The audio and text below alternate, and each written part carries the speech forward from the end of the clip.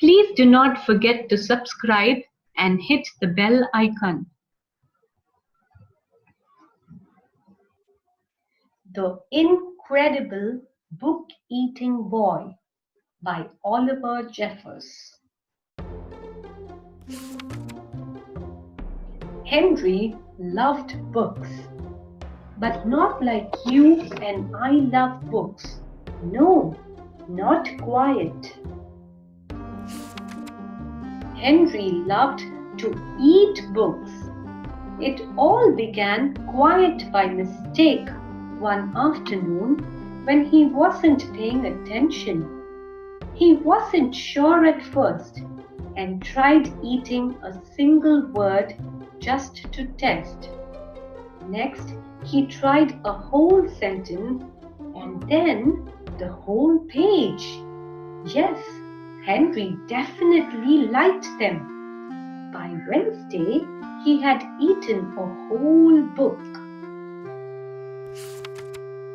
And by the end of the month, he could eat a whole book in one go. Henry loved eating all sorts of books, storybooks, dictionaries, atlases, joke books, books of facts, even maths books. But red ones were his favorite, and he was going through them at a fierce rate. But here is the best bit. The more he ate, the smarter he got. He ate a book about goldfish and then he knew what to feed Ginger. Before long, he could do his father's crossword in the newspaper, and he was even smarter than his teacher in school. Henry loved being smart. He thought that if he kept going, he might even become the smartest person on earth. So he kept eating books and he kept getting smarter and smarter and smarter.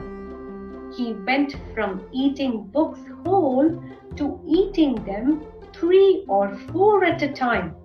Books about anything. Henry wasn't fussy and he wanted to know it all. But then things started going not quite so well. In fact, they started going very, very wrong. Henry was eating too many books and too quickly at that. He was beginning to feel a little ill. But here is the worst bit.